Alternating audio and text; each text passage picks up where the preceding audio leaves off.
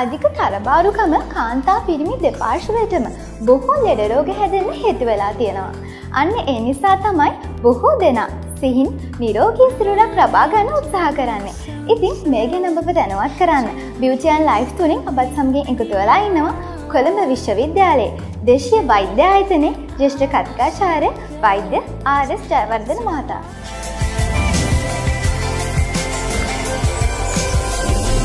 අද දවසේ බොහෝ කතාබහට ලක්වන සෞඛ්‍යයට ප්‍රධාන ගැටලුවක් වන්නා වූ කාරණාවක් වන තරබාරුව සම්බන්ධයෙන් යමක් ප්‍රකාශ කරනවා නම් සමාජයේ අපිට දකින්න පුළුවන් මේ තරබාරුවේ ස්වභාවය අනුව වර්ග කිහිපයකට සමස්තයක් හැටියට මුළු සිරුරම මහතට යොමු වෙලා තියෙනවා නම් මහත් වෙලා තියෙනවා නම් අපි ඒකට කියනවා ජෙනරල් ඔබේසිටි කියන නම හඳුන්වනවා.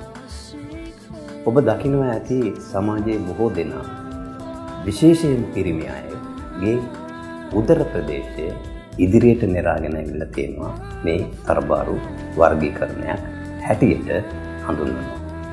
මේ තරබාරුව සාමාන්‍යයෙන් මුළු සිරුරේම තියෙන අධික ස්ථූලතාවයට වඩා සෞඛ්‍යමය වශයෙන් ඉතා වැදගත් වෙනවා.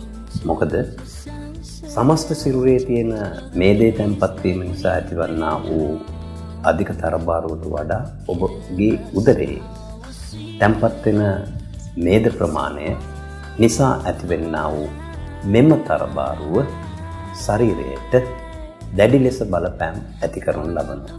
අපි මෙන්න මේ තත්ත්වයට කියනවා සෙන්ට්‍රල් ඔබේසිටි කියලා. සෙන්ට්‍රල් ඔබේසිටි කියන නමින් හඳුන්වන මේ අධික තරබාරු තත්ත්වය කාන්තාවකගේ නම් බොහෝ විට මේ තෙල් මේදය හැමයට තම්පත් වීම සිදුවන්නේ කලවේ දෙපසින් සහ තට්ටම ප්‍රදේශයෙන්. මේ නිසා අපි ඒ සෙන්ට්‍රල් ඔබේසිටි තත්ත්වයට කාන්තාවන්ගේ තත්ත්වයට අපි 1940 ජීන් කියන මහාචාර්යවරයා විසින් මේක හඳුන්වන්නේ ගයනොයිඩ් ඔබේසිටි කියලා හඳුන්වනවා. පිරිමින්ගේ මේ තත්ත්වය විශේෂයෙන් දැකිය හැකි වන්නේ උදරය නිසා එය අපි ඇන්ඩ්‍රොයිඩ් නමින් හඳුන්වනවා. එතකොට පිරිමියෙකුගේ ඇන්ඩ්‍රොයිඩ් නමින් හඳුන්වන්නේ ඇපල් ගෙඩියකට සමානව උදරාශ්‍රිත ප්‍රදේශය හැඩතල ගන්නවා.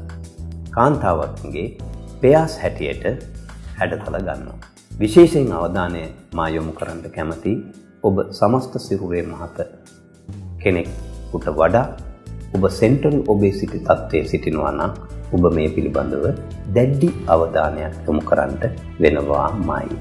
බොහෝ දෙනා අධික තරබාරුව අඩු කරගන්න හිතන්නේ ඔහුගේ හෝ ඇයගේ ශරීරයේ මේ හැඩතලය ආරක්ෂා කර ගැනීමට තමයි රූපලාවන්‍ය කටයුතු පැත්තෙන්.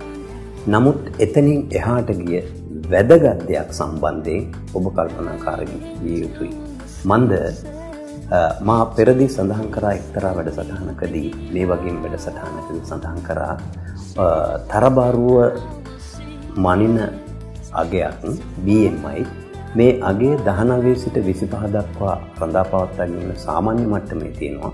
හැබැයි මේ අගය ඔබගේ 34 සිට 39 දක්වා ඔබ ඒ අන්තරයේ සිටිනවා නම් මතක තබා ගත යුතුයි. ඔබගේ ජීවිත කාලය අවුරුදු 2ක් ඔබ අඩු කරා ගන්න. 40ට වඩා වැඩියෙන් තියෙනවා නම් ඔබගේ ජීවිත කාලය අවුරුදු 10ක් ඔබ අඩු කර ගන්නවා. ඒක නිසා වඩා වැදගත් වෙන්නේ සෙන්ට්‍රල් ඔබේසිටි වලින් ඔබ පෙළෙනවා නම් ඔබගේ ඉඟ අඟල් 39 හෝ කාන්තාවක් නම් 32ට වඩා වැඩි නම් හෝ ඔබගේ BMI අගය 25ට වඩා වැඩි නම් ඔබගේ සිරුරේ හැඩතලයේ තියාගන්නට නෙවෙයි සිටියුත්තේ මේ හරහා ඇතිවෙන්නා වූ අතුරු ආබාධ ඒ සමග එන දියවැඩියාව අධික රුධිර පීඩනය හෘද රෝග වැනි රෝග වළක්වා ගැනීම සම්බන්ධයෙන් ඔබගේ දැඩි අවධානය යොමු කිරීම ඉතාමත්ම වටිනවා.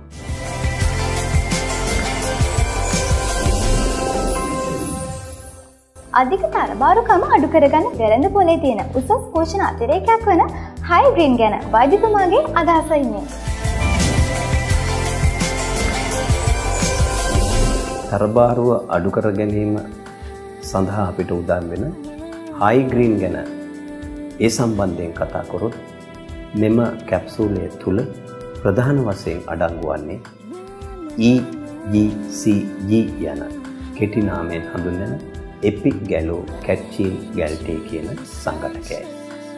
මෙම සංඝටකය මගින් කාබෝහයිඩ්‍රේට් මේදය වැනි අප ගන්නා ආහාරය නිසා අපි ඇතුළට ගන්නා කැලරි ප්‍රමාණය ඇතුල් කිරීම නවත්තනවා. ඒ වගේම දිනකට මෙම කැප්සූල් එකක් මගින් කැලරි 266 සිට 836 දක්වා ප්‍රමාණයක් දහනය කිරීමට සමත් වෙනවා. මෙන්න මේ කාරණා දෙක නිසා ඔබගේ ශරීරයේ මහත අඩු කර ගැනීමට උපකාරී වෙනවා. ඒ වගේම හයි ග්‍රීන් නැමැති මේ කැප්සූලය තුල අඩංගු වන්නා වූ මෙම සංඝටකය හරහා 4.5ක ප්‍රමාණයක් ප්‍රතිශතයක් ඔබගේ උදර ප්‍රදේශයේ අඩු කිරීමට සමත් වෙනවා. සමස්ත සිරුරේ 4.6ක ප්‍රමාණයක් ප්‍රතිශතයක් අඩු කිරීමට සමත් වෙනවා. වඩා වැදගත් කාරණාවක් මතක් කරන්න කැමතියි. ඔබ වෙළඳ පොලේ ග්‍රීන් ටී බෑග් 6ක් රැගෙන පාවිච්චි කරනවා හා සමානයි කැප්සූල් එකක් පාවිච්චි කිරීම. ඒක හින්දා මේ කැප්සූලය ඔබ භාවිතා කළ යුත්තේ අවම වශයෙන් දවසකට දෙවරක්.